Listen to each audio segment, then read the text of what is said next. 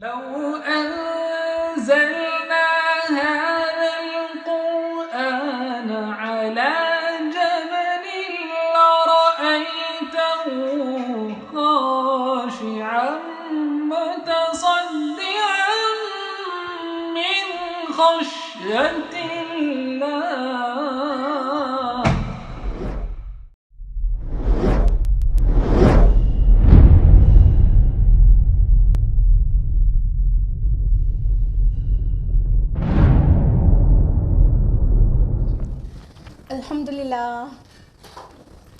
الحمدللہ رب العالمین والصلاة والسلام علی رسولہ الکریم وعلی آلہ واصحابہ اجمعین، اما بعد، واعوذ باللہ من الشیطان الرجیم، بسم اللہ الرحمن الرحیم۔ یا ایھا الناس قد جاءتکم موعظۃ من ربکم وشفاء لما فی الصدور وہدی ورحمۃ للمؤمنین۔ بسم اللہ الرحمن الرحیم۔ رب اشرح لی صدری ویسر لی امری واحلل عقدۃ من لسانی یفقہوا قولی۔ میری عزیزی سامعین، درس قرآن مجید میں آپ سبھی کا تہہ دل سے خیر مقدم ہے۔ السلام علیکم ورحمۃ اللہ وبرکاتہ۔ کیسے آپ سبھی لوگ؟ الحمدللہ، یعنی اچھے ہیں؟ آپ لوگ ویسے بہت اچھے ہیں الحمدللہ۔ اللہ تعالیٰ آپ کو مزید خیریت اور عافیت سے رکھے۔ اللہ تعالیٰ آپ کو صراط مستقیم پر چلائے، دنیا اور آخرت دونوں میں کامیابی نصیب کرے، آمین۔ درس قرآن مجید میں کون سی سورہ چل رہی ہے؟ سورہ طٰہٰ۔ اور لاسٹ ویک ہم لوگ نے سورہ طٰہٰ کی کس آیت تک مکمل کیا تھا درس میں؟ بالکل صحیح، آیت نمبر 129 تک، اور آج ہم لوگ باقاعدہ طور سے آیت نمبر 130 آنورڈس کریں گے، اور امید کرتے ہیں کہ آج سورہ طٰہٰ مکمل ہوگی انشاءاللہ۔ تو لاسٹ ویک کا ریویژن بھی تو کرانا اپنی روایت ہے، تو ہم لوگ لاسٹ ویک کا ریویژن لیتے ہیں، پھر آیت نمبر 130 آنورڈس ڈیٹیل میں آتے ہیں۔ تو لاسٹ ویک ہم لوگوں نے آیت نمبر 126 ٹو 129 جانا تھا، رائٹ؟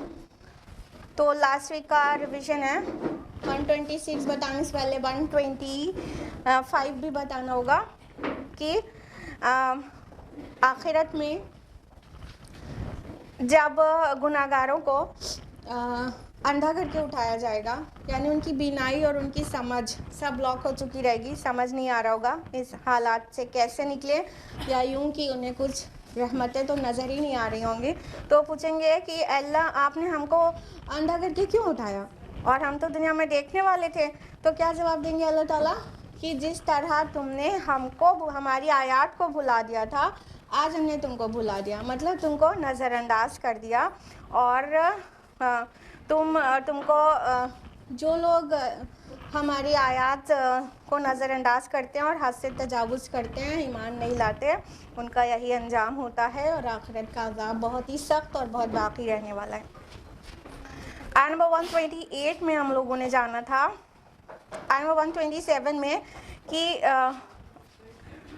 آخرت کا عذاب بہت سخت ہے، 128 میں کہ کیا ان کو اس بات کی کوئی رہنمائی نہیں ملی کہ ہم نے ان سے پہلے کتنی قوموں کو ہلاک کر دیا، اور ان کی آبادیوں سے یہ چلتے پھرتے بھی ہیں، یعنی ان کے سامنے سے گزرتے ہیں، اور اس یقیناً عقل مندوں کے لیے اس میں بہت ساری نشانیاں ہیں، یعنی ہسٹری سے عبرت لینے کے لیے قرآن کہتا ہے کہ پہلے لوگوں کا کیا انجام ہوا، جو نافرمان تھے، ان کو دیکھ کے اب کے لوگ اپنے برے انجام سے اپنے آپ کو بچا لیں۔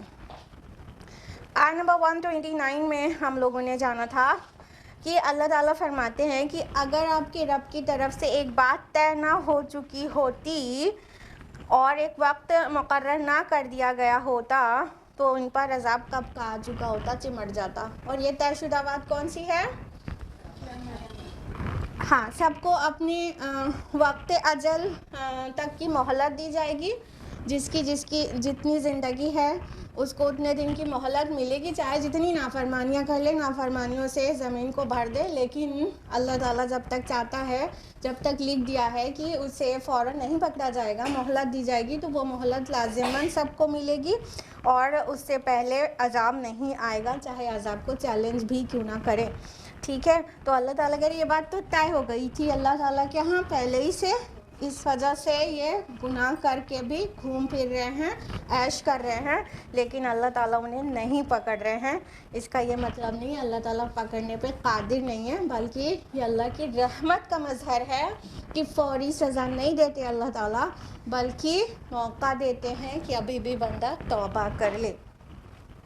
اب ہم لوگ آج کا باقاعدہ شروع کریں گے آیت نمبر 130 آنورڈس. اعوذ باللہ من الشیطان الرجیم، بسم اللہ الرحمن الرحیم. فاصبر علی ما یقولون، اے نبی صلی اللہ علیہ وسلم آپ صبر کیجئے اس پر جو کچھ یہ کہہ رہے ہیں. وَسَبِّحْ بِحَمْدِ رَبِّكَ قَبْلَ طُلُوعِ الشَّمْسِ وَقَبْلَ غُرُوبِهَا، اور تسبیح بیان کرتے رہیے اپنے رب کی حمد کے ساتھ سورج طلوع ہونے سے پہلے اور اس کے غروب ہونے سے پہلے.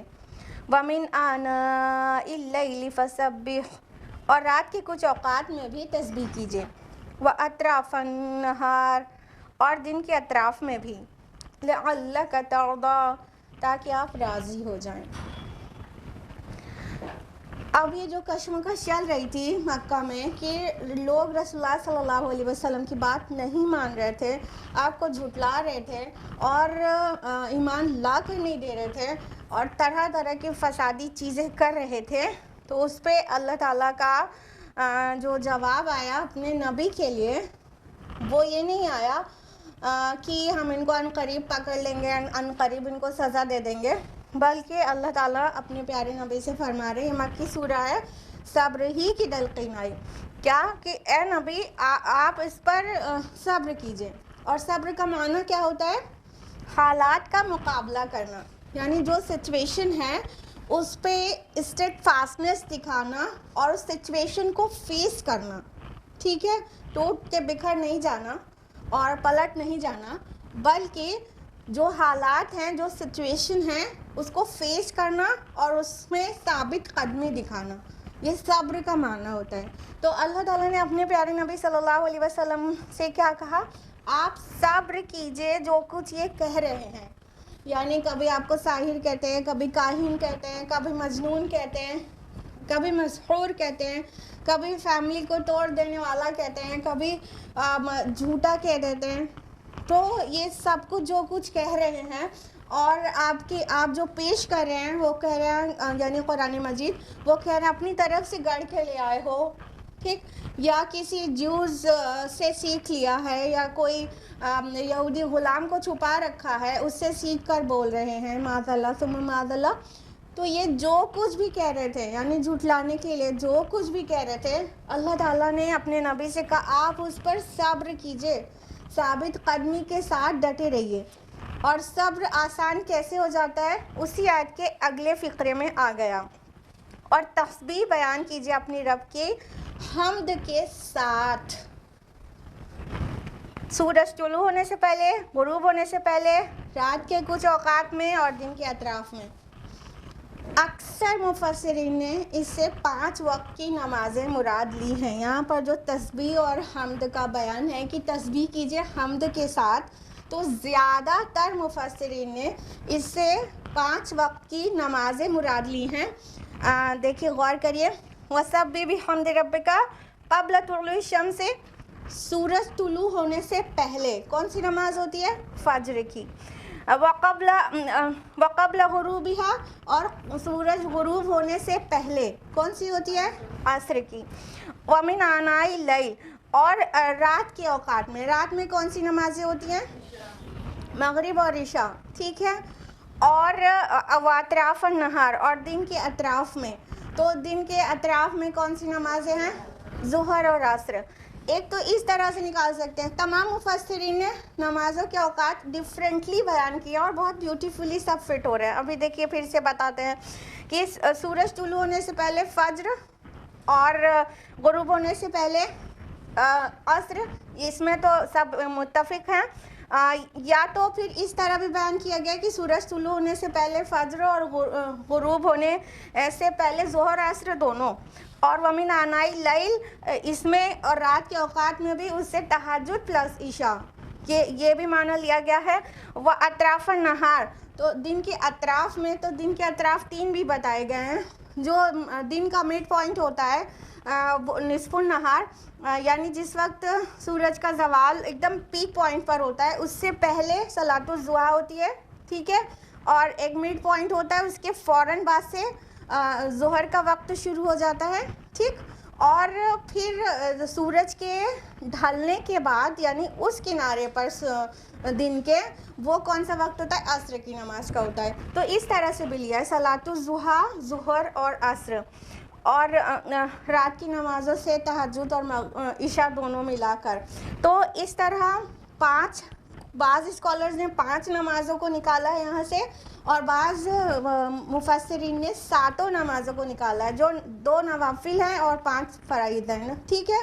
नवाफिल आपको पता है कि ये सलातुल ज़ुहा यानी जिसको आप चाश्त की नमाज़ कहते हैं वो, और तहज्जुद सलातुल तहज्जुद जिसको क़यामुल लैल भी कहा जाता है, ये दोनों नफ़ल हैं। बाकी 5 नमाज़ें फ़र्ज़ हैं। तो इससे 5 नमाज का भी मतलब अंदाज़ा मिलता है, और इससे 7 नमाज़ों का भी अंदाज़ा मिलता है।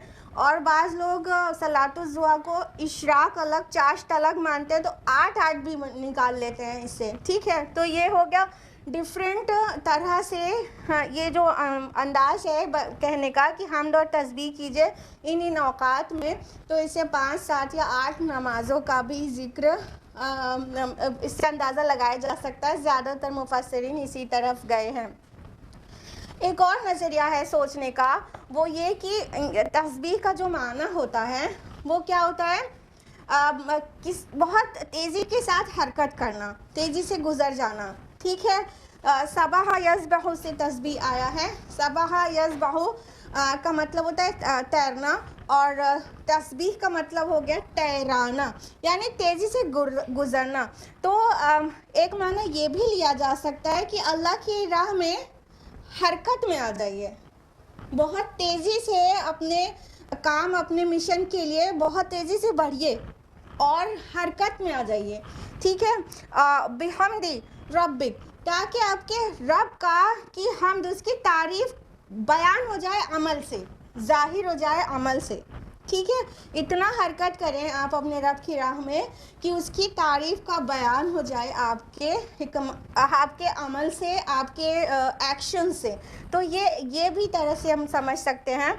और एक बात और ये समझ सकते हैं कि जब अल्लाह ताला ने कहा कि वसब्बिह बिहम्दि रब्बिका क़ब्ल तुलूइ शम्सी व क़ब्ल ग़ुरूबिहा, अपने रब की हमद के साथ तस्बीह बयान कीजिए सूरज तुलू होने से पहले, गुरूब होने से पहले, रात के औकात में और अतराफुल नहार में। या तो इससे क्या पता चल रहा है, ये भी पता चल रहा है कि होल डे अल्लाह की हम्द व तस्बीह होना चाहिए, ठीक है। और ज़रूरी नहीं ज़ुबान से हो, बहुत बार एक्शन से होती है, बहुत बार दिल में होती है, और बहुत बार ज़ुबान से भी होती है, ठीक। यानी पूरे दिन अल्लाह को याद रखो, चाहे सूरज निकलने से पहले हो, चाहे निकलने के बाद हो, चाहे सूरज गुरूब होने से पहले हो, चाहे सूरज गुरूब होने के बाद हो, या मिडनाइट हो। हाँ, अल्लाह को याद रखो, उसकी हम्द और तस्बीह करो। उसका जो नतीजा होगा वो क्या होगा, लअल्लका तर्दा, ताकि आप राज़ी हो जाएं। सुभान अल्लाह। ये नहीं कहा कि आप इतनी नमाज़ें पढ़िए या इतना अल्लाह का ज़िक्र करिए ताकि अल्लाह राज़ी हो जाए। लअल्लका अर्दा नहीं कहा, लअल्लका तर्दा कहा, ताकि आप राज़ी हो जाएं। यानी ये जो नमाज़ें और ज़िक्रुल्लाह है, इससे अल्लाह को कुछ नहीं मिलता। अल्लाह ताला अपने बेनिफिट के लिए नहीं ऑर्डर देता, आपके ख़ुद के बेनिफिट के लिए ऑर्डर देता है। यहाँ पे जो सिंगुलर यूज़ हुआ है तर्दा, तो इससे पता चलता है ये मोहम्मद रसूलुल्लाह सल्लल्लाहु अलैहि वसल्लम से एड्रेस है। लेकिन सारे क्लेमिटी, सारी एडवर्सिटीज़ में ये जो सीक्रेट है वो यही है, जब भी किसी को मुश्किल पेश आए तो secret has been open in the Quran. सल्ला पे खड़े हो जाओ। اللہ کو یاد کرو, اللہ کا ذکر کرو, اسی سے دل کو اطمینان نصیب ہوگا. تو یہ اب دیکھیے صبر کی آیت ہے نا, اسٹارٹنگ ہو رہی ہے فصبر, آپ صبر کیجئے, پھر آگے صلاح یا اللہ کے ذکر کی بات ہو رہی ہے. تو یہ ریلیشن قرآن میں کئی جگہ آپ کو دیکھنے کو ملے گا. سورہ بقرہ کی آیت نمبر 45 میں, آیت نمبر 152 میں, کہ اللہ تعالیٰ کہتے ہیں وَاسْتَعِينُوا بِالصَّبْرِ وَالصَّلَاةِ, کہ اور صبر اور نماز کے ساتھ مدد چاہو. تو یہ دونوں آپس میں بہت ریلیٹڈ ہے. جب ہم مشکل میں ہوتے ہیں نا تو چیخنے لگتے ہیں, چلانے لگتے ہیں, رونے لگتے ہیں, ان سے اپنی کہانی بتانے لگتے ہیں. ان سب سے اچھا اور آسان کام یہ ہے کہ صبر کرنا چاہتے ہیں تو صبر کریں, تو صلاح پہ کھڑے ہو جائیں, نماز پر کھڑے ہو جائیں, اللہ کو یاد کریں, اللہ سے اپنے شکوے, اپنے حزن, اپنے غم, اپنی کیفیت اللہ سے بتائیں, تو دل کو صحیح ڈھارس آ جاتی ہے اور دل سکون میں چلا جاتا ہے. اور اللہ تعالیٰ نے آگے اس کے فروٹ کے لیے کہا نا, تاکہ آپ راضی ہو جائیں. جب یہ رسول اللہ صلی اللہ علیہ وسلم کے لیے سمجھیں گے تو اللہ تعالیٰ نے اپنے پیارے نبی کو اس طرح کی ڈھارس اور اس طرح کی خوشخبری کہنا چاہیے کئی جگہ پہ سنائی ہے. جیسا کہ سورہ بنی اسرائیل سورہ نمبر 17 آیت نمبر 79, اس میں اللہ تعالیٰ نے اپنے نبی سے کہا عَسَىٰ أَن يَبْعَثَكَ رَبُّكَ مَقَامًا مَحْمُودًا, ان قریب آپ کا رب آپ کو مقام محمود پر فائز کر دے گا. یعنی اللہ تعالیٰ اپنے نبی کو خوشخبری سنا رہے ہیں. اور یہ سورہ زحر تو آپ لوگ پڑھتے ہی ہوں گے صلاح میں, سورہ نمبر 93 آیت نمبر 5, وَلَسَوْفَ يُعْطِيكَ رَبُّكَ فَتَرْضَىٰ, کہ ان قریب اللہ تعالیٰ آپ کو اتنا نوازے گا, آپ کا رب اتنا نوازے گا کہ آپ راضی ہو جائیں گے. دیکھیے وہی انداز یہاں پر ہے, لَعَلَّكَ تَرْضَىٰ, تاکہ آپ راضی ہو جائیں. اور وہ جو سورہ ضحیٰ میں آیت نمبر 4 ہے, یعنی ابھی جو 5 ہم نے کوٹ کی اس سے پہلے 4 ہے نا, تو وہ کیا ہے, وَلَلْآخِرَةُ خَيْرٌ لَكَ مِنَ الْأُولَىٰ, بے شک انجام وہ ابتدا سے بہتر ہوگا, جہاں سے آپ نے بگن کیا ہے اس سے بہتر انجام ہوگا, یا تو دنیا سے بہتر آخرت ہوگی, اور آپ راضی ہو جائیں گے. اللہ تعالیٰ آپ کو اتنا نوازے گا, اتنا عطا کرے گا کہ آپ راضی ہو جائیں گے. سبحان اللہ. تو یہ نبی صلی اللہ علیہ وسلم کے لیے خاص نہیں ہے. مقام محمود تو ممکن ہے ہمارے پیارے نبی کو مل جائے اور وہ ان کے لیے ہی خاص ہے.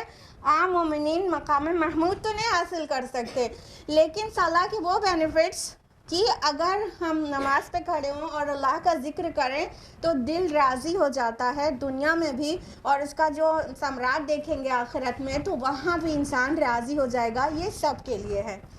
کوئی بھی ہو مشکل ٹائم پر اللہ کی طرف رجوع کرے گا اور نمازوں پہ کھڑے ہو جائے گا اور اللہ کا دل کی گہرائی سے ذکر کرے گا تو اس کا دل مطمئن اور راضی ہو جائے گا. لَعَلَّكَ تَرْضَىٰ, تاکہ آپ راضی ہو جائیں.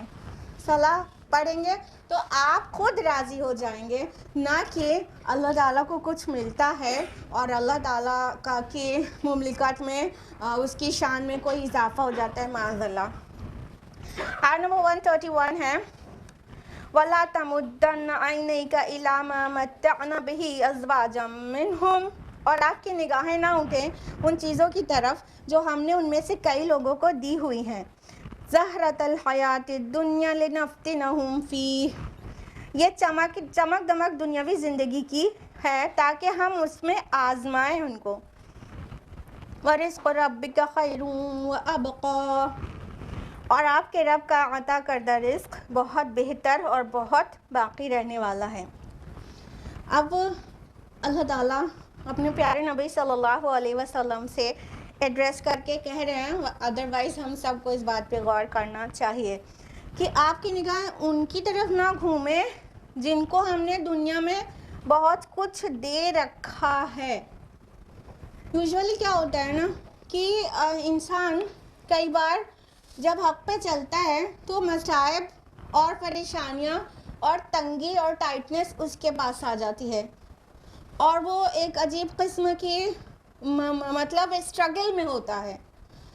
تو اور پھر دیکھتے ہیں 10 طرف کی وہ بہت سارے لوگ ہیں جو گناہ کر رہے ہیں, نہیں مان رہے, اور وہ پھل پھول رہے ہیں, ان کے بڑے بڑے بنگلو ہیں, بڑی بڑی گاڑیاں ہیں نئے نئے ماڈلس کی, اور خوب عیش و عشرت کی چیزیں ہیں, پورے ملک میں پوری دنیا میں گھومتے پھر رہے ہیں.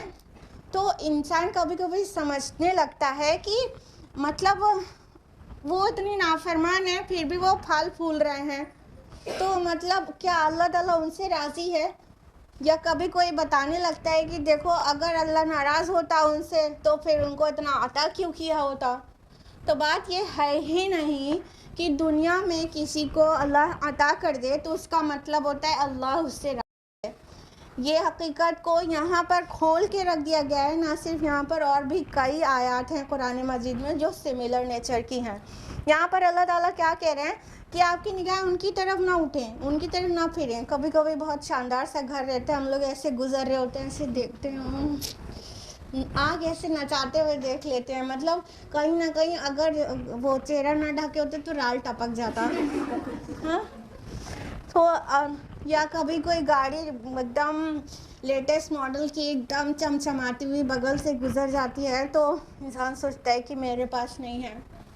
نہیں, اب آپ جان لیجئے کہ اللہ تعالیٰ یہ چیزیں کیوں دیتا ہے. اللہ تعالیٰ کہہ رہے ہیں یہ دنیا کی زینت ہے, دنیا کی چمک دمک ہے, اور ہم دیتے ہیں ان کو آزمانے کے لیے. ورڈ یوز ہوا ہے لِنَفْتِنَهُمْ, تاکہ ہم انہیں آزمائیں, یا یوں بھی کہہ سکتے ہیں کہ تاکہ ہم انہیں فتنے میں ڈال دیں. ٹھیک ہے, فتنہ معنی آزمائش بھی ہوتی ہے اور فتنہ معنی فساد بھی ہوتا ہے. تو وہ جو چیزیں ہیں دنیا کی چیزیں وہ آزمائش ہیں, نہ کہ انعام ہے. دنیا کی کوئی بھی چیز انعام نہیں ہے, آزمانے کے لیے دی گئی ہے. اللہ تعالیٰ دے کر بھی آزماتا ہے اور اللہ تعالیٰ لے کر بھی آزماتا ہے. دنیا کی جو چیزیں ہیں اس کی حقیقت اصل میں یہ ہے. ٹھیک ہے, سورہ توبہ سورہ نمبر 9 آیت نمبر 55 میں اللہ تعالیٰ نے فرمایا کہ پس آپ کو ان کے مال اور اولاد تعجب میں نہ ڈال دیں. اللہ کی چاہت یہی ہے کہ اس کے ذریعے انہیں دنیا کی زندگی میں ہی سزا دے. اللہ اکبر. یہ جو بہت مال اور بہت اولاد اور بہت اسٹیٹس والے لوگ ہوتے ہیں, انسان ان کی طرف مطلب للچائی نگاہ سے دیکھتا ہے. اللہ تعالیٰ کہہ رہے ہیں کہ اللہ تعالیٰ نے اس لیے ان کو یہ سب کچھ عطا کیا ہے تاکہ انہی کے ذریعے ان کو عذاب دے دنیا میں. آخرت کا عذاب تو ان کے ایمان اور اعمال کی بنیاد پہ جو ملنا ہے وہ ملے گا, لیکن دنیا میں وہی مال اور اولاد عذاب بن جائیں گے. نہیں بنتے ہیں کیا؟ دیکھیے, جس کے پاس بہت سارا مال ہے اس کی رات کی نیند تو گئی. اور کیسے بڑھاؤں اور کیسے محفوظ کروں, کوئی چور نہ لے جائے, آن لائن کوئی مطلب ہیک نہ کر لے, اس کی رات کی نیند تو گئی. وہ ٹینشن میں, اب مطلب مال کو بڑھانے اسے محفوظ کرنے کی ٹینشن اس کو کافی ہو جاتی ہے, مصیبت میں ڈالنے کے لیے ایک عذاب بن جاتا ہے ایک طرح سے. اولاد ہے, اب چونکہ فاسق اور فاجر تھا انسان, دولت کمانے میں ہی لگا تھا. اولاد ہے, ایک نے کئی ہے, سب کو فورن سے پڑھایا ہے ماشاء اللہ, بڑی بڑی ڈگریز ہیں ان کے پاس, ہاں, لیکن دین تو سکھایا نہیں تھا. مادہ پرستی والی زندگی خود بھی بسر کیا, اولاد کی بھی کوئی تربیت نہیں کیا. سب چھوڑ چھوڑ کے اپنے اپنے گھر, اپنے بیوی بچوں کو لے کے. مطلب وہ ان کا ہونا ان کے لیے مطلب فائدے کا تو کچھ بھی نہیں ہے. ہاں, ہو سکتا ہے کہ ان میں سے کوئی ریپ کرے, کوئی مطلب بینک لوٹے, تو اور عذاب بن گیا. مطلب اولاد جو نعمت سمجھی جاتی ہے وہ عذاب بن گئی کہ اس کی وجہ سے باپ ماں کو بھی جیل میں جانا پڑ سکتا ہے. تربیت نہیں دیں گے تو کیا ہوگا؟ ہاں, تو یہ جو مال اور اولاد دنیا کی زینتیں ہیں وہ اللہ تعالیٰ چاہتا ہے کہ انہی کے ذریعے سے ان کو عذاب میں ڈال دے. اور صرف یہی عذاب نہیں ہوتا ہے, کبھی کبھی بچوں کے کریئر کی فکر اتنی زیادہ دماغ پہ سر چڑھ کے بولتی ہے کہ ٹینشن سے پاگل ہوتا رہتا ہے انسان. یا بڑھتے ہوئے بچوں کو تربیت بچپن سے تو دے نہیں رہتے, بڑھتے ہوئے بچے برے کاموں میں لگنے لگتے ہیں تو ایک دم ٹینشنائز رہتے ہیں پیرنٹس کی کیسے ان کو بری عادتوں سے بچائیں, کہاں چھپا کے ڈبے میں بند کر کے کہاں کونے میں رکھ دیں, یہ جو پورے سوسائٹی میں ایولز ہے اس سے کیسے بچائیں. ٹھیک, وہی تربیت اندر ڈال دیا ہوتا تو وہ جاتا وہ گندی دنیا میں بھی تو بھی وہ پروٹیکٹڈ رہتا, امیونٹی ہوتی اس کے اندر. وہ تو کیا نہیں تھا, تو کیا ہے اب وہ جتنی بار باہر نکل رہا ہے سوسائٹی میں جا رہا ہے تو پیرنٹس کو ایک دم ڈر لگا ہوا ہے کہ ہمارا بچہ برباد نہ ہو جائے، کہیں مطلب کچھ جنسی بے راہ روی میں نہ لگ جائے، یا کوئی ڈرگ ایڈکشن میں نہ لگ جائے، یا کچھ لگنے بھی لگتے ہیں اور کچھ لگ بھی جاتے ہیں اور کتنی ٹینشن ہوتی ہے. ہو گیا نا عذاب دنیا کا. سورہ مومنون سورہ نمبر 23 آیت نمبر 55-56 میں فرمایا کیا یہ لوگ یہ سمجھ بیٹھے ہیں جن کو ہم نے دنیا میں مال اور اولاد دی ہے کہ ہم ان کو ترقی دے رہے ہیں؟ نہیں نہیں، ہم ان کے لیے بھلائیوں میں جلدی نہیں کر رہے ہیں، یہ سمجھتے نہیں ہیں. مطلب ان دنیا میں جو آتا کیا ہے سمجھ رہے ہیں کہ ہم ان سے خیر میں جلدی کر رہے ہیں، نہیں یہ سمجھتے نہیں ہیں. یعنی یہ تو رسی ڈھیلی کیے جانا ہے، یہ سمجھ نہیں رہے ہیں یہ جو کچھ عطا کیا ہے وہ کس لیے دیا ہے. تو حاصل کلام یہ کہ دنیا کی جو بھی زیب و زینت ہے، دنیا میں جو کچھ بھی انسان کو چمک دمک اور زینت، یہاں پہ زینت ورڈ آیا ہی ہے، ٹھیک ہے، کہ زہرت الحیات دنیا، زہرا ورڈ آیا ہے. زہرا مینس چمک ہوتی ہے، زہرا مینس زینت ہوتی ہے، سجاوٹ اور چمک اور شائننگ ہوتی ہے، ٹھیک ہے. تو یہ جو چمک دمک ہے یہ کیا ہے؟ اس لیے لنفتنہم فیہ، تاکہ ہم اس کے ذریعے سے ان کو آزمائیں. اور آزمائش میں فیل ہونا مطلب فتنے میں پڑ جانا. تو آزمائش میں پاس ہو گیا تو ٹھیک ہے، فیل ہوا تو فتنہ ہی ہے آزمائش، ٹھیک. تو اللہ تعالیٰ فرما رہے ہیں کہ ہم ان کو آزمانے کے لیے دیتے ہیں. اور سورہ کہف سورہ نمبر 18 آیت نمبر 7 میں فرمایا کہ ہم نے تو جو کچھ زمین میں ہے اس کا بناؤ سگار بنایا ہے تاکہ ہم ان کو آزمائیں کہ کون ان میں نیک عمل کرتا ہے، ٹھیک ہے. تو یہ جو کچھ بھی ہے دنیا کی زیب و زینت، شان و شوکت، چکا چوند، glamour of the world, it's nothing but the trial, کہ آزمائش کے لیے دیا گیا ہے، نہ کہ اللہ کی رضا کا سمبل ہے. انفیکٹ آپ ہمیشہ ہی دیکھیں گی کہ نیک لوگ تنگ دستی سے گزارا کر رہے ہوتے ہیں، مشکل میں جی رہے ہوتے ہیں، اور گناہگار لوگ اتنے پھل پھول رہے ہوتے ہیں. وہ سب ان کے لیے آزمائش ہے. اور جو تھوڑے میں حلال رزق میں قناعت کرتے ہیں وہی سب سے زیادہ وائز پیپل ہیں، یو نو. آگے اللہ تعالیٰ نے کیا فرمایا؟ وَرِزْقُ رَبِّكَ خَيْرٌ وَأَبْقَىٰ، اور آپ کا کہ رب کا جو عطا کردہ رزق ہے وہ بہتر بھی ہے اور باقی رہنے والا بھی ہے. اب یہ تو کئی طرح کا رزق ہو گیا. دیکھیں رزق میں صرف کھانا پینا نہیں ہوتا. کیا کیا ہوتا ہے رزق میں؟ چلیے سب لوگ ایک ایک بتائیے، رزق میں کیا کیا چیز آئے گا، جلدی بتائیے. ٹھیک ہے، ہاں یہ سبھی چیز آئے گا، کھانا پینا اور علم اور انٹلیکٹ اور جو کچھ بھی واٹ ایور اللہ ہیز پرووائڈیڈ اس از رزق. اس کو پروویژن کہتے ہیں نا. تو جو کچھ بھی پرووائڈ کیا اللہ تعالیٰ نے وہ سبھی رزق ہے، ٹھیک ہے. خالی کھانا پینا رزق نہیں ہے، وہ ساری چیزیں رزق ہے. علم بھی رزق ہے اور انٹلیکٹ اور ہمارا جو ذہن ہے وہ بھی رزق ہے، سب کچھ، ٹھیک. تو اللہ تعالیٰ فرما رہے ہیں کہ جو آپ کے رب کی طرف سے دیا ہوا رزق ہے وہی بہتر ہے. یعنی انسان نے جو حلال سے کمایا ہے، جو لمیٹڈ ریسورسز میں وہ زندگی گزار رہا ہے وہی اس کے لیے بہتر ہے اور وہ باقی رہنے والا ہے. یعنی حلال کے ذریعے زندگی انسان گزارے گا تو کیا ہوگا کہ آخرت میں اس کا مطلب وہ حلال روزی کی جو اس نے سرچ کیا ہوگا وہ بھی عبادت پہ اس کے کاؤنٹ ہوئی ہوگی، ٹھیک ہے. اور جو حرام سے کمائے گا اور تو وہ آخرت میں وہ باقی نہیں رہے گا بلکہ وہ پنشمنٹ بن جائے گا، ٹھیک. اب یہاں پہ رزق جو آپ کے رب نے دیا ہے اس کو اگر سورہ فاتحہ مانے تو دیکھیے سورہ حجر سورہ نمبر 15 آیت نمبر 87 ہے نا کہ وَلَقَدْ آتَيْنَاكَ سَبْعًا مِّنَ الْمَثَانِي وَالْقُرْآنَ الْعَظِيمَ، ہم نے تو آپ کو سبع مثانی اور قرآن عظیم عطا کیا ہے. ہاں اس سے بڑھ کر کچھ ہے؟ سورہ فاتحہ کی جو فضائل ہیں اس سے پتہ چلتا ہے کہ ایسی سورہ کسی بھی نبی کی کسی بھی کتاب میں نہیں دی گئی ہے. خالی سورہ فاتحہ ہی جس کو مل جائے وہ مالا مال ہو جائے. اور پھر پورا قرآن سبحان اللہ. جس کے پاس قرآن ہو اس کے بعد بھی وہ فقیر ہو سکتا ہے, اس کے بعد بھی وہ محروم ہو سکتا ہے. جس کے پاس قرآن ہو اس کو اگر اس نے اپنے آپ کو کبھی بھی محروم محسوس کیا تو ایک طرح سے قرآن کی توہین کی. جس کے پاس قرآن ہے وہ بہتر ہے اس سے اور بہت باقی رہنے والا.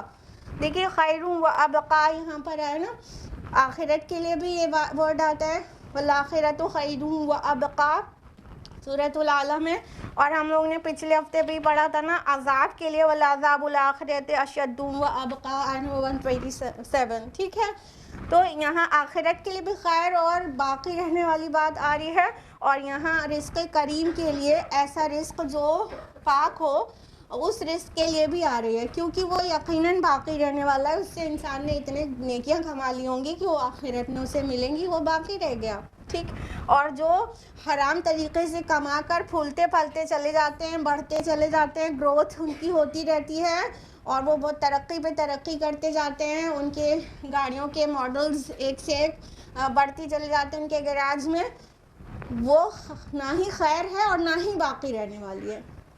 باقی تو سب جانتے ہیں کہ نہیں رہے گی کوئی چیز, یا تو وہی ڈسٹروائے ہو جائے گی زندگی میں رہتے رہتے, یا تو وہ تھوڑے دن اور بچی بھی رہے گی لیکن انسانی اسے چھوڑ کے چلا جائے گا. وہ باقی رہنے والی تو ہے ہی نہیں. دنیا کی ہر چیز فانی ہے, خیر بھی نہیں ہے. حرام طریقے سے جو بھی کمایا گیا وہ اتنا بڑی مصیبت بن جائے گا, جی کا جنجال بن جائے گا آخرت میں کہ وہ جہنم کا عذاب اس کی وجہ سے ہوگا. تو کہاں سے خیر ہوا. تو جو تنگی ہے اس کے بعد اللہ کی رضا ہے تو ابدی بادشاہی ملنے والی ہے جنت کی, جو کبھی ختم نہیں ہوگی.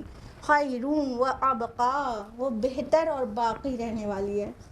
انسان کا ذہن اتنا کند ہو گیا ہے قرآن سے دور ہونے کی وجہ سے کہ انسان سمجھ ہی نہیں پا رہا ہے اصل زندگی کیا ہے اور مقصد زندگی کیا ہے, کس لیے دنیا میں آیا. مقصد کو بھول گئے, سوچنے لگے یہی ہمارا ڈیسٹینیشن ہے, جبکہ ہرگز ڈیسٹینیشن نہیں تھا. یہ دنیا تو صرف مسافر کی طرح سفر کی جگہ ہے, اسٹیشن ہے, یہاں سے گزر جانا ہے. اللہ کے نبی صلی اللہ علیہ وسلم کی حدیث ہے صحیح بخاری کی کہ دنیا میں اس طرح سے رہو جیسے کہ کوئی غریب الوطن یا مسافر رہتا ہے. مطلب مسافر بھی ایسا نہیں کہ آپ علاوہ سے حیدرآباد گئے اور وہاں جا کے 10 دن رہے, نہیں. جس طرح ٹرین میں سفر کرتا ہوا مسافر ہوتا ہے, جو پلین میں سفر کر رہے ہیں ویسا مسافر. مسافر کیا کرتا ہے کہ مطلب مان لیجیے آپ ٹرین میں ہیں, اے سی کوچ میں ہیں, تو آپ اپنا سوٹ کیس کھولتے ہیں, اس میں سے وال ہینگنگ نکال کے وال پہ ٹانگتے ہیں ٹھوک کے کیل, ہاں, پھر اس میں گھڑی لگاتے ہیں, اور پھر آپ پورا کمرہ سجا لیتے, کرٹن لگاتے ہیں اور مرر لگاتے ہیں. کرتے ہیں کیا سفر میں یہ سب؟ ہاں کرتے ہیں کیا؟ آپ لوگ تھوڑا کنفیوزڈ ہے لگ رہا ہے, کچھ لوگ کرتے بھی ہیں اور کچھ نہیں کرتے ہیں. کرتے ہیں. ہوٹل میں گئے تو نکالا بیگ سے پورا وہ کیل کاٹے, سب ٹھوکا لگایا. کرتے ہیں کیا؟ نہیں کرتے. کیا کرتے ہیں؟ پورا سامان سوٹ کیس میں ہم نے پیکڈ رکھتے ہیں, جو جو چیز کی ضرورت ہوتی ہے بس نکالتے ہیں اور اس کے اندر واپس وہیں رکھ دینا ہی پسند کرتے ہیں, پیکڈ. یعنی اتنا مطلب لیمیٹڈ ریسورسز میں رہنا چاہتے ہیں کہ نہ ہی اتنا پھیلے نہ ہی بعد میں ہمیں پریشانی ہو. اسی طرح دنیا میں رہنا چاہیے, لپیٹ کے سمیٹ کے. جتنا پھیلائیں گے اتنی پریشانی ہوگی روح نکالنے میں. دل تو یہاں لگ رہے گا دیواروں میں, پردوں میں, اور کیا کیا سجاتے ہیں, کہاں کا دل لگتے ہیں اولاد میں, اور کس میں. کتنے ہی لوگ ایسے ہوتے ہیں نا کہ آخری وقت آنے کے بعد ان کی نظریں اپنے گھر یا اپنی اولاد, اپنی دنیاوی چیزوں کی طرف ایک دم ایسے چڑھنے لگتی ہیں کہ یہ سب چھوٹ رہا ہے. دیکھ کے ان کے چہرے کے ایکسپریشن سے لوگوں کو پتہ ہی چلتا ہے کہ ان کو ایسا فیل ہو رہا ہے سب چھوٹا جا رہا ہے, یہ ان کا کیا ہوگا. جب ہم ادھر ادھر دل لگائیں گے اتنا پھیلا کے, اتنا سجا کے اور اتنا مطلب دنیا میں بسنے کے لیے سمجھ کے رہیں گے تو جاتے وقت تکلیف تو ہوگی. لیکن اگر مسافر کی طرح رہیں گے اور ہم کو پتہ رہے گا ہمارا ڈیسٹینیشن کیا ہے, تو ڈیفینیٹلی ہم نے وہاں کے لیے کچھ زیادہ راہ بھی رکھی ہوگی, یعنی اعمال, اور وہاں جانے کا جب وقت آئے گا تو انسان خوشی خوشی چاہے گا کہ ہاں ہمیں لے چلو، ہم اپنے منزل کو پہنچیں، ہم اپنے رب کو سجدہ کریں۔ تو مسافر کی طرح رہنا ہی بہتر ہے۔ ابو ذر غفاری رضی اللہ عنہ مطلب اتنا زیادہ ان کا تقوی کا یہ لیول تھا کہ کوئی بھی گھر کے استعمال کی چیزیں بھی وہ رکھنے نہیں دیتے تھے بیوی کو۔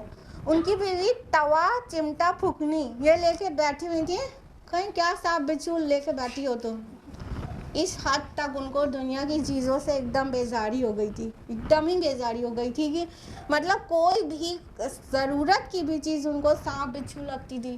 ان کا کیا تھا، جو چیزیں سب اللہ کی راہ میں خیرات کر دو، جو چیزیں سب اللہ کی راہ میں خیرات کر دو، وہاں جمع ہو جائے، وہاں عائشتے رہیں گے۔ ہاں سوئس بینک میں اپنا اکاؤنٹ ہوگا اور دیش سے نکلنے کو بول دیا جائے گا تو انسان تو بڑے آرام سے نکل جائے گا نا، تو اپنا تو سوئس بینک میں اکاؤنٹ ہے تو وہاں جمع کرو، جیسے مسیح علیہ السلام کہتے ہیں اپنے مال یہاں نہ جمع کرو، یہاں تو کیڑا بھی کھا جاتا ہے اور چور بھی اٹھا لے جاتا ہے، وہاں جمع کرو آسمان پر، وہاں پہ محفوظ ہو جائے گا اور جب جائیں گے تو مل جائے گا۔ تو دنیا میں اتنا زیادہ نہ ہی دل لگائیں، مسافر کی طرح رہیں، اور جس کو اللہ نے عطا کیا ہے رال ٹپکانا تو ہرگز چھوڑ دیں۔ ہاں یہ تو نا کتے لوگ کرتے ہیں رال ٹپکانا نا، کسی کے زیب و زینت اگر کانسیپٹ بالکل کلیئر ہے تو ایسے زینت والی چیز کی طرف نظر ایسے گھوم کے بھی نہیں جائے گی، ایسے دیکھا بس اتنا سا جنت میں تو کیا کہ اللہ تعالیٰ نے رکھا ہے، میری نظر تو وہاں لگی ہے، ایسا فیل ہوگا۔ تو کسی کی بھی عالیشان بلڈنگ یا ان کی لگژریز کو دیکھ کر بس یہ سوچے بس اتنا سا یہ تو مزیدار نہیں ہے، اللہ تعالیٰ نے جنت میں جو نعمتیں رکھی ہیں اس کا تو ہم تصور بھی نہیں کر سکتے، تو ہمیں وہاں کیا ٹارگیٹ بنانا ہے، ایسے سوچیں اس انداز میں، اور دنیا سے اپنا دامن اسی طرح بچا کر رکھیں۔ بچا کر رکھنے کا مطلب ظاہر ہے یہ نہیں کہ پہاڑ پر چلے جائیں اور گھر اور دیواریں سب چھوڑ دیں۔ آیت نمبر 132 وَأْمُرْ أَهْلَكَ بِالصَّلَاةِ وَاصْطَبِرْ عَلَيْهَا، اور اپنے گھر والوں کو بھی نماز کا حکم دیجیے اور خود بھی اس پر جمے رہیے۔ لَا نَسْأَلُكَ رِزْقًا نَحْنُ نَرْزُقُكَ، ہم آپ سے کوئی رزق نہیں مانگتے بلکہ ہم خود آپ کو رزق دیتے ہیں۔ وَالْعَاقِبَةُ لِلتَّقْوَىٰ، اور عاقبت انہی کے لیے بہتر ہے جو پرہیزگاری کی روش اختیار کریں۔ اب اللہ تعالیٰ نے کیا فرمایا کہ اپنے گھر والوں کو صلاح کا حکم دیجیے اور خود بھی اس پر جمے رہیے، پختگی سے اس کے اوپر آپ پریکٹس میں لگے رہیے۔ دیکھیے اہل کا اب اور جو آیا ہے، اہل خانہ کو بھی کہتے ہیں، گھر والوں کو بھی، اور یہ رسول اللہ صلی اللہ علیہ وسلم کے اہل خانہ کے لیے بھی ہوا، یعنی اہل بیت کے لیے، اور مومنین کے لیے بھی ہوا، کیونکہ یوزولی انبیاء علیہ السلام مطلب پورے اپنی جماعت کو، پورے مسلمانوں کی جماعت کو ہی اپنا اہل کہتے تھے، ٹھیک ہے، تو یہ دونوں ہی معنی میں ہوا، لیکن اسپیسیفک تو اپنے گھر والوں کے لیے ہوا۔ اہل کا، اپنے گھر والوں کو صلاح کا حکم دیجیے۔ ہم نے کچھ ایسے روشن خیال انورٹڈ کامرس، ایسے روشن خیال لوگ بھی دیکھے ہیں جو کہتے ہیں کہ نماز کے لیے کیوں ٹوکتے ہیں کوئی، ہاں یہ تو اپنا اپنا فیل ہے، اپنا اپنا ہے، بچوں کو بھی ٹوکنے کی ضرورت نہیں ہے، جب بڑے ہوں گے سمجھ آ جائے گا ان کو پڑھنا چاہیے، وہ پڑھیں گے، ٹوکنے کی کیا ضرورت ہے۔ دس از ایبسلیوٹلی رانگ۔ قرآن کہہ رہا ہے، اللہ تعالیٰ کہہ رہے ہیں اے نبی اپنے گھر والوں کو نماز کا حکم دیجیے۔ اس آیت سے فقہا نے یہ اصول اخذ کیا ہے کہ امر بالمعروف خصوصاً صلاح کی تلقین کرنا واجب ہے گھر والوں کے لیے، یعنی اگر گھر کے لوگ نماز نہیں پڑھا کریں گے تو کیا ہوگا، گنہگار ہوگا ہیڈ آف دا فیملی، اور گنہگار ہوں گے ایلڈرز، اپنے گھر کے دیگر لوگوں کو نماز کا حکم نہ دینے کی وجہ سے۔ دیکھیے اللہ تعالیٰ نے کہا کہ آپ خود بھی نماز پہ قائم رہیے اور اپنے گھر والوں کو بھی حکم دیجیے۔ یہ صرف نبی صلی اللہ علیہ وسلم کے لیے نہیں ہے، یہ ہم سب کے لیے ہے کہ اپنے گھر والوں کو اگر خدا نخواستہ وہ نماز سے غافل ہیں تو ان کو حکم دیں صلاح پڑھنے کا۔ لیکن ہمارا رویہ کیا ہے؟ اگر بچوں کا ایگزامس ہے تو پڑھ رہا ہے، کوئی اگر کہے کہ ارے بچے کو بولو نماز پڑھ، ارے اس کا ایگزام ہے جانے دیجیے نا، ارے آرڈر دیجیے نماز کا، ایگزام سے زیادہ بڑے ایگزام میں وہ دنیا میں ہے، آخرت میں اس کا رزلٹ بہت نیگیٹو آ سکتا ہے. ہاں ابھی دنیا کے رزلٹ کی تو آپ اتنا کنسرنڈ ہیں کہ آپ 10 منٹ کے لیے اس کی اسٹڈیز کو ڈسکنٹینیو نہیں کرنا چاہتے، اور اسی بچے جس کی محبت اور جس کی کریئر کی فکر میں آپ ایسا کریں، وہ آخرت میں اگر جہنم کا ایندھن بن جائے تو کیسے دیکھا جائے گا؟ ایک ماں سے کیسے دیکھا جائے گا؟ تو نماز کا حکم دینا چاہیے بچوں کو، گھر والوں کو. بیوی ہے اور شوہر نہیں پڑھ رہا تو شوہر کو، شوہر کے بڑے نیک ہوتے ہیں کبھی، اور بیوی ان کے یہاں کی بالکل ہی عجیب ہوتی ہے، بعض اوقات ایسا ہوتا ہے نہیں پڑھ رہی، ان کو حکم دینا چاہیے نہیں، you have to pray, there is no any option, you have to pray at least 5 times a day. نہ پڑھے تہجد اور صلاۃ الضحیٰ 7 وقت نہیں پڑھ رہے تو 5 وقت تو پڑھنا ہی پڑھنا ہے، کوئی گنجائش نہیں، نہ صرف پڑھنا ہے بلکہ حکم دینا ہے گھر والوں کو صلاح کا. اور بچوں کو خصوصاً زیادہ رحم نہ آیا کرے غلط طریقے کا، یہ غلطی طریقے کا رحم ہے. جہنم میں جلنے دینے کے لیے آپ کا دل تیار ہے، اور ہلکا سا بخار ہے تو فجر میں اٹھاتے آپ کو رحم آ رہا ہے. یہ کیسی سوچ ہے؟ یہ کیسی محبت اور کیسی کامیابی کا تصور ہے؟ جو بھی محبت اور کامیابی کا تصور ہے بہت ناقص ہے. یعنی آپ امیڈیٹ فیوچر، نیئر فیوچر کے بارے میں تو اتنا کنسرنڈ ہے، اور تھوڑا سا فار فیوچر جو ہے اس کے لیے بالکل بے پرواہ ہے، لیکن وہ بہت بڑی پنشمنٹ میں بڑھ سکتا ہے اگر وہاں آخرت اس کی خراب ہو گئی. تو اتنے سے فیور میں آپ چاہیں کہ اب فجر میں نہ جگائے، اور بہت ہوتا ہے یہ، کوئی مطلب ایسے خالی مثال دینے کی بات نہیں ہے، ہر گھر میں یہ ہے. ہلکا سا بھی بخار ہے تو بچے کو نہیں فجر میں نہیں جگایا کہ اب اٹھے گا بچہ میرا، وضو کرے گا. رحم آنے لگتا ہے ماں کو، یہ کیسا رحم ہے؟ اتنے سے بخار پہ ترس آ رہا ہے اور جہنم کی آگ کی گرمی کے بارے میں کچھ بھی نہیں سوچ رہے ہیں. اس کو کہتے ہیں ذہن ایک دم کند ہو جانا، بات سمجھ میں نہیں آنا. تو اپنے بچوں کو بالکل آرڈر دیں نماز پڑھنے کا. اللہ کے رسول صلی اللہ علیہ وسلم کی حدیث ہے ابو داؤد کی کہ جب بچہ 7 سال کا ہو جائے تو اسے نماز پڑھنے کے لیے آرڈر دیں. جب 10 سال کا ہو جائے تو بھی نہیں پڑھے تو سختی کریں، یعنی مار بھی سکتے ہیں، ہاتھ لگا سکتے ہیں کہ نماز پڑھنا ہی پڑھنا ہے. ہم لوگ کیا کہتے ہیں؟ بچہ ہے. 7 سال کے بچے کو ساری دنیا کا فطور آتا ہے، موبائل میں جو کچھ وہ کر سکتا ہے وہ ہم اور آپ بھی نہیں کر پائیں گے، لیکن نماز پڑھنے کے لیے بچہ ہے. بڑا ہوگا تو سیکھ جائے گا نا. بچپن سے حکم دینا ہے، 7 ایئر سے 10 ایئر کے ہونے کے بعد تو بالکل سختی کرنا ہے کہ اب تو پڑھنا ہی پڑھنا ہے. اور بوائز ہیں تو ان کو مسجد میں بھیجیے، جماعت سے پڑھیں، 10 سال میں جماعت سے ہی پڑھیں، اور باؤنڈ کیجیے پڑھنا. یہ گھر کا اصول بنے، ڈسپلن بنے کہ صلاح کے بغیر تو ظہر کی صلاح کے بغیر تو لنچ ہی نہیں لگنا ہے، اور عشاء کی صلاح کے بغیر تو ڈنر ہی نہیں لگنا ہے. پہلے صلاح پڑھو، سوائے اس کے کہ بھوک زیادہ لگی ہے کھا کے بعد میں پڑھ ہی لوگے. ٹھیک ہے، لڑکیاں ہیں تو مساجد میں ہمارے یہاں فیسلٹیز نہیں ہیں، تو بوائز کو تو مسجد میں ہی بھیجیے، جماعت سے صلاح پڑھیں. اللہ تعالیٰ فرما رہے ہیں ہم آپ سے رزق نہیں مانگتے، ہم خود آپ کو رزق دیتے ہیں. یعنی آپ کو صلاح پڑھنے کا حکم دے رہے ہیں، اس سے آپ کا خود کا فائدہ ہے، ہمارا فائدہ تھوڑی ہے.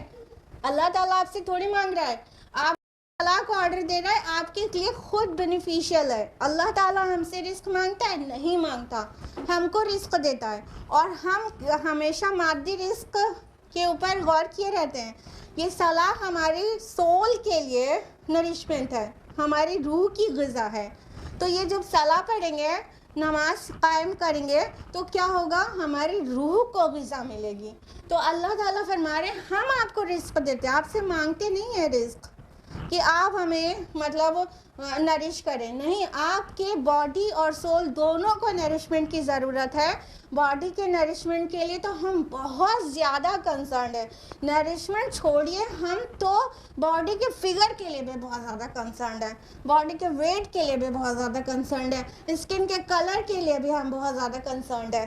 ہاں، नरिशमेंट की क्या बात है कि हम जो है माल न्यूट्रिशन का शिकार तो कभी हमारे बच्चे होते ही नहीं। हम अच्छी से अच्छी चीज़ें ला के घर में किचन में भरे रहते हैं अपने बच्चों के लिए। हाँ, तो हम अपने लिए और अपने बच्चों के लिए बॉडी की नीड्स के लिए तो बिल्कुल ही कंसर्न है। ज़रा सा बीमार होते हैं डॉक्टर्स की लाइन लग जाती है, लेकिन सोल के नरिशमेंट का क्या? अल्लाह ताला कह रहे हैं नहीं, तुम सलाह पढ़ोगे तो तुम्हें नरिशमेंट मिलेगा, तुम्हारे सोल को नरिशमेंट मिलेगा। हम सोल को लागर, मुर्दा, अधमरा छोड़ देते हैं अपनी रूह को, और बॉडी के लिए दौड़ भाग। अब सुबह हमने एग्जाम्पल दिया था ना कि थोड़ा सड़क पे खड़े होकर देखिए कि लोग कहाँ जा रहे हैं और क्या कर रहे हैं। अभी पता चल जाएगा कि हमारी तगोदो, हमारी जो जितने भी दौड़ भाग है वो एक्चुअली किस चीज़ के लिए। कोई रेयरली कोई उनमें से ऐसा होगा जो अपने सोल के नरिशमेंट के लिए दौड़ भाग कर रहा होगा। तो सोल को नरिश करें डियर सिस्टर्स। अल्लाह ताला आगे फरमाते उसी आयत में कि आक़िबत उन्हीं के लिए बेहतर है जो परहेजगारी की रविश इख्तियार करें, यानी तकवा वालों के लिए, जो अल्लाह के नाराज़गी से, गुस्से और गज़ब से बचता है, उन्हीं के लिए है आखिरत का घर। आक़िबत, अक़ब मीन्स होता है पीछे आने वाला, ठीक है। आक़िबत इसीलिए आखिरत को कहते हैं क्योंकि वो पीछे आती है, बाद में आती है। दुनिया आजिला है, वो जल्दी मिलने वाली है, और आखिरत जो है वो आक़िबा है, वो बाद में पीछे आने वाली है। तो वो किसके लिए बेहतर है? वो सिर्फ उन लोगों के लिए है जिनके अंदर तकवा है। मेन चीज़ यह है कि दिल में कितना तकवा है, कितना अल्लाह की नाराज़गी से अपने को बचाने का स्पिरिट है कि अल्लाह नाराज़ ना हो जाए। बच के चलना है, अल्लाह नाराज़ ना हो जाए। ये स्पिरिट, ये तर्ज़ ज़िंदगी, यही तकवा कहलाता है। और तकवा दिल के अंदर होता है। ज़ाहिर से आरास्ता पैरास्ता होने वाले को मुत्तकी कहना हमारी गलत फहमी है। आयत नंबर 133 में अल्लाह ताला फरमाते हैं क़ालू लौला तअतीना बिआयतिन मिन रब्बिह, और वो कहते हैं कि हमारे पास कोई निशानी क्यों नहीं आती उसके रब की तरफ से। अवलम तअतीहिम बय्यिनतु मा फ़िस्सुहुफ़िल ऊला, क्या उनके पास नहीं आई रोशन निशानियाँ जो पिछले सहीफ़ों में थीं। अब मुशरिकीन की तरफ से एक मुतालबा बार बार उभरता रहता था कि मुअज्जिज़े क्यों नहीं दिखा देते आप, कोई निशानियाँ क्यों नहीं दिखा देते। आयत मीन्स निशानी होती है, और आयत मीन्स मुअज्जिज़ा भी होता है। मुअज्जिज़ा हम लोग बोलते हैं, जबकि अरबी का वर्ड है और हम लोग उर्दू में यूज़ करते हैं। मुअज्जिज़ा का मतलब होता है अक्ल को आजिज़ कर देने वाली चीज़, यानी जिससे अक्ल हैरान हो जाए, क्या हुआ, कैसे हुआ, नहीं समझ आए दिमाग को, वो चीज़ मुअज्जिज़ा कहलाती है। तो ये जो आयत मांगते थे वो मुअज्जिज़े की डिमांड करते थे, मुअज्जिज़ा क्यों नहीं दिखाते आप, मुअज्जिज़ा क्यों नहीं दिखाते। तो कुरान मजीद में इस तरह के मुतालबात बहुत दर्ज किए गए हैं मुशरिकीन की तरफ से जो होते थे आप सल्लल्लाहु अलैहि वसल्लम को। इनफैक्ट बहुत बड़ा प्रेशर होता था कि मुअज्जिज़ा दिखाइए, आप नबी हैं तो मुअज्जिज़ा दिखाइए। आप वो सारे मकामात को इकट्ठा करके पढ़िए कि जहाँ जहाँ मुअज्जिज़ात की डिमांड की गई है, तो वहाँ कहीं पर भी ये जवाब नहीं दिया गया है कि ठीक है ए नबी इनसे कहिए कि हम अनकरीब मुअज्जिज़ा दिखा देंगे। ऐसा कोई भी जवाब नहीं दिया गया। जो भी जवाब दिया गया है वो बहुत इंटेलेक्चुअल और बहुत बड़ा है। अब यहाँ पे क्या जवाब दिया जा रहा है सुनिए। क्या उनके पास रोशन आयात नहीं आई, रोशन निशानियाँ पिछले सहीफ़ों में जो थी वो नहीं आई, यानी ये नबी उम्मी इसकी ज़ुबान पर जारी हो गई। आदम से लेके ईसा अलैहिस्सलाम तक के सारे नबियों और रसूलों की दास्तानें सही सीधी साफ। क्या इनके लिए मुअज्जिज़े से कम है? हाँ, कि एक शख्स जो अरब के रेगिस्तान में पला बड़ा और वो उम्मी है, और वो जो बातें बयान कर रहा है आदम अलैहिस्सलाम से लेके नबी सल्लल्लाहु अलैहि वसल्लम से पहले तक के जितने भी नबी आए ईसा अलैहिस्सलाम तक, उन सब की जो मतलब उनमें से काफ़ी रसूलों की दास्तानें और उनके सहीफ़ों में क्या क्या था वो भी बयान करे, किसी मुअज्जिज़े से कम है क्या? तो ये कुरान जो पेश किया जा रहा है, इस अंदाज में भी इसको ले सकते हैं ना, ये जो कुरान पेश कर रहा है ये क्या मुअज्जिज़े से कम है? वो जो मुअज्जिज़े की डिमांड कर रहे हैं वो बहुत छोटी बातें हैं इस कुरान के सामने। ہاں ہم چھوٹا کہہ رہے ہیں، حالانکہ موسیٰ علیہ السلام کو جو معجزہ دیا گیا وہ ایک اہم معجزہ ہے، ید بیضاء سے موسیٰ۔ عیسیٰ علیہ السلام کو معجزہ دیا گیا کہ وہ مردوں کو زندہ کر دیتے تھے اور مادرزاد اندھے اور کوڑی کو شفا دے دیتے تھے، یہ بڑے معجزے تھے۔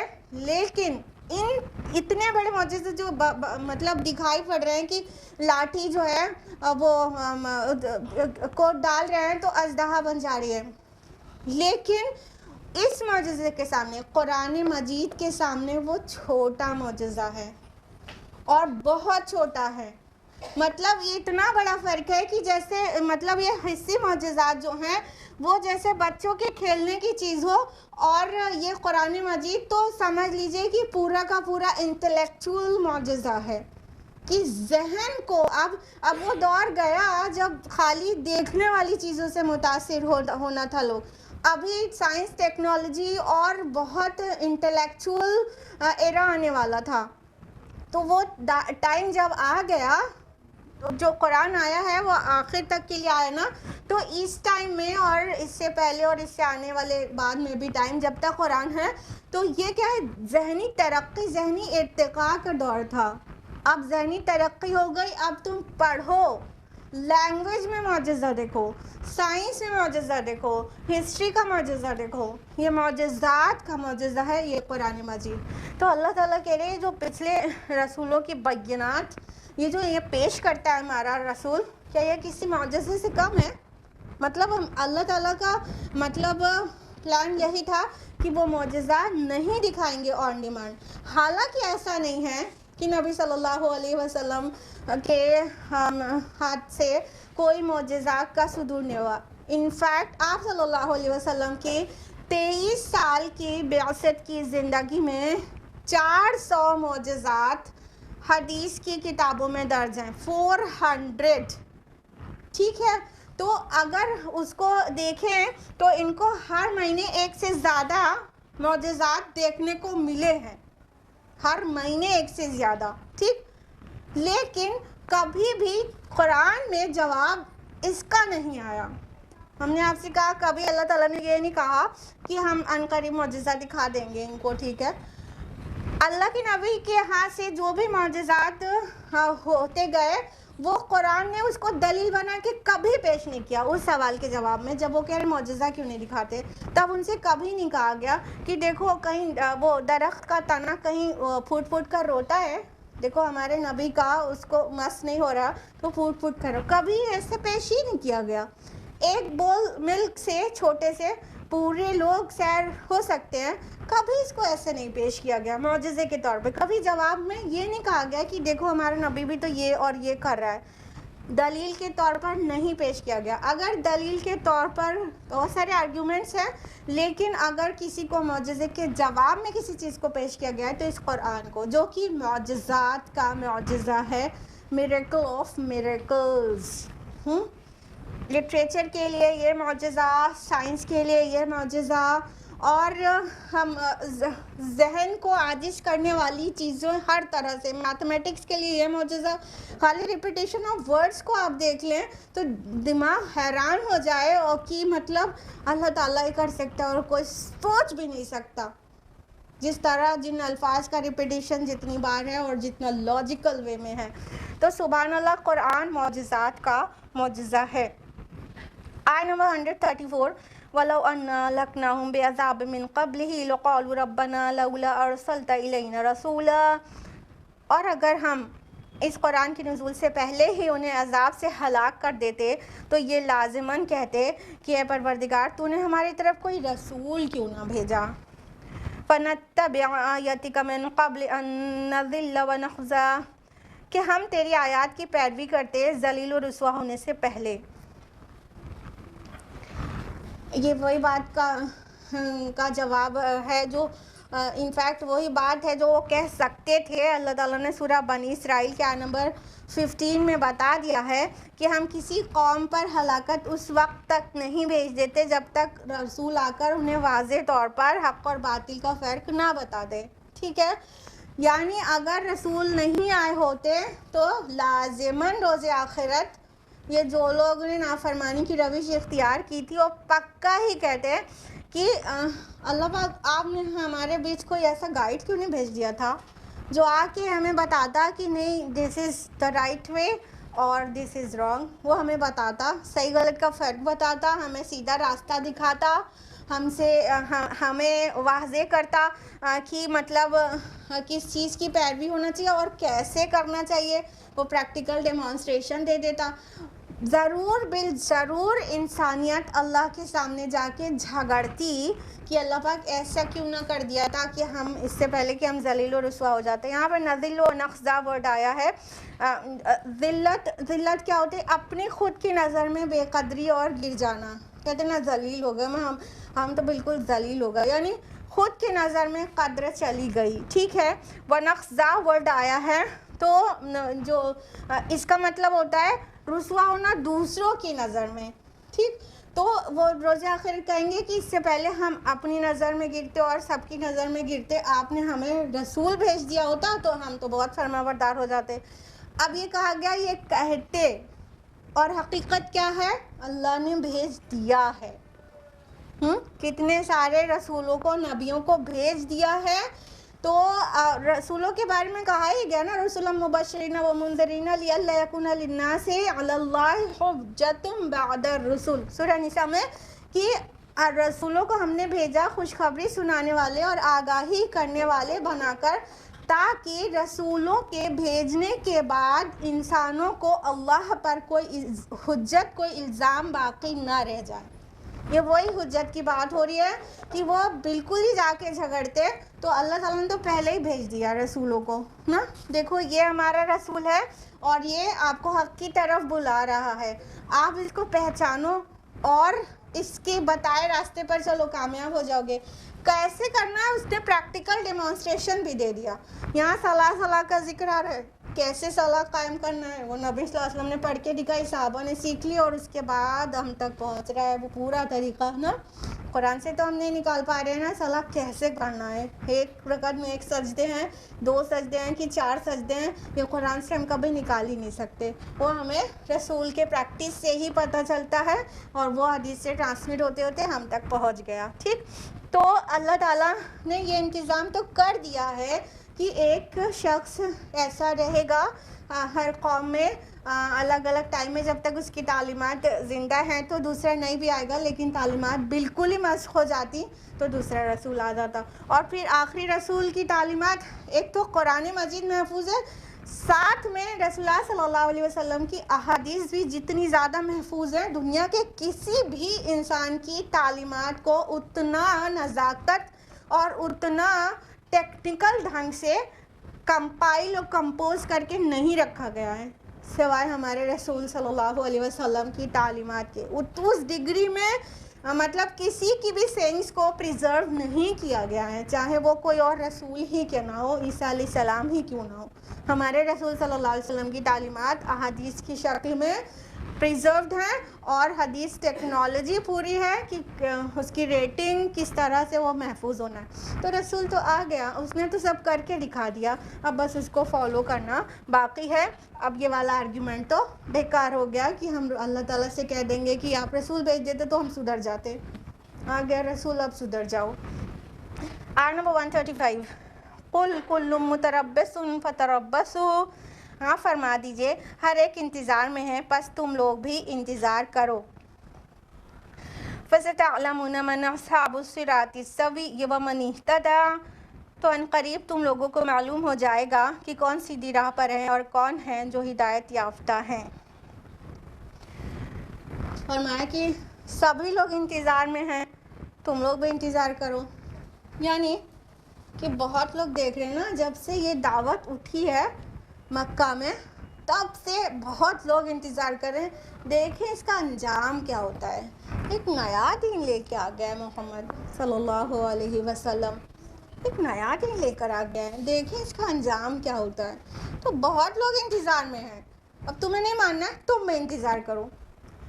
بات اس انداز میں نہیں کہی گئی ہے کہ اچھا ٹھیک ہے چلو تم بھی انتظار کرو ہم بھی انتظار کرتے ہیں، دیکھو کیا انجام کیا نکلتا ہے.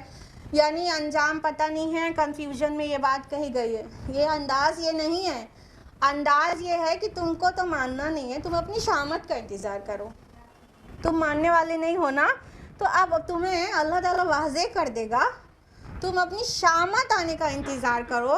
بہت لوگ انتظار میں ہیں، میں بھی انتظار میں ہوں، اور تم بھی انتظار کرو، اور تم دیکھ لینا کہ کون سیدھے راستے پر ہے اور کون ہدایت پر ہے. یعنی یہ تو مکی پیریڈ تھا، مدنی دور میں کتنا واضح ہو گیا کہ کون سیدھے راستے پر ہے.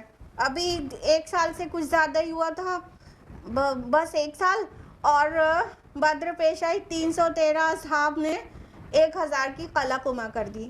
ہاں واضح ہو گیا نا حق پر کون ہے. اسباب، ذرائع اور تعداد یہ سب فیل ہو گئے اور ایمان کا پرچم لہرا گیا. تو اس طرح بہت جلدی واضح ہو گیا، اور 8 سال میں مکہ فتح ہو گیا. مکہ سے نکلنے کے بعد مدینہ پہنچنے کے صرف 8 سال کے بعد مکہ فتح ہو گیا. وہی لوگ جو کہتے ہیں کہ مطلب لیٹس سی ان کا ہوتا کیا ہے، سب نے دیکھ لیا کہ ان کا ہوتا کیا ہے، ہو کیا گیا ہے. 10,000 کی فوج فاتحانہ مکے میں داخل ہو جاتی ہے، اور کسی کو گردن اٹھانے تک کی مطلب ہمت نہیں ہے. ٹھیک، تو یہ تھا کہ تم بھی انتظار کرو، ہم بھی انتظار کرتے ہیں. اور یہ تو دنیا کا انتظار تھا، وہ تو دیکھ ہی لیا جس نے دیکھ لیا.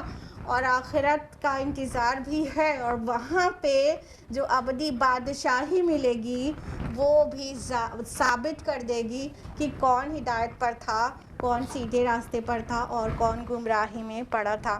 اللہ تعالیٰ ہم سب کو ہدایت اور صراط مستقیم پر چلائے. اللہ تعالیٰ ہم سبھی کو قرآن مجید پڑھنے، سمجھنے، غور و فکر کرنے، عمل کرنے کی توفیق عطا فرمائے. آیت نمبر 135 کمپلیٹ ہو گئی، اس کا مطلب سورہ طٰہٰ مکمل ہو گئی. بارک اللہ لی و لکم فی القرآن العظیم ونفعنی و ایاکم بالآیات والذکر الحکیم. آمین یا رب العالمین. وآخر دعوانا ان الحمد للہ رب العالمین. والسلام علیکم ورحمۃ اللہ وبرکاتہ.